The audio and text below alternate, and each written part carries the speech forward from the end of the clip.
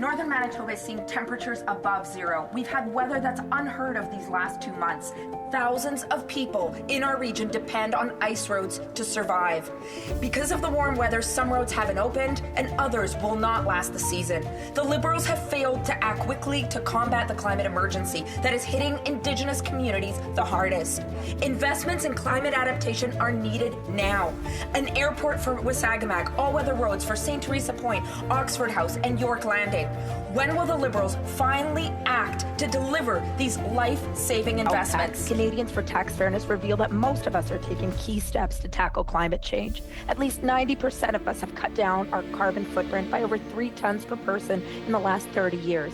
But the ultra-wealthy are working against us, increasing their pollution by 34 tons per person over that time.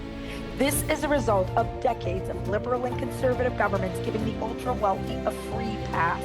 While Canadians are doing the heavy lifting, why are the Liberals refusing to make the ultra-wealthy pay their fair share? Today's transformative AFN report says First Nations have begun taking matters into their own hands, unable to rely on other governments for robust climate action. What a sad state of affairs in a country as wealthy as Canada. The government insists on paying billions to big oil instead of investing in First Nations, such as those here in Manitoba, on the front lines of the climate crisis.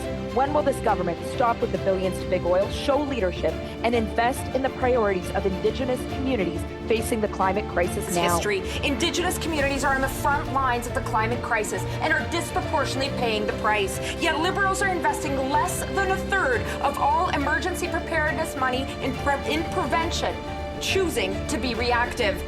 First Nations like Bloodvein, that's been evacuated because of wildfires, does not have a fire truck to this day.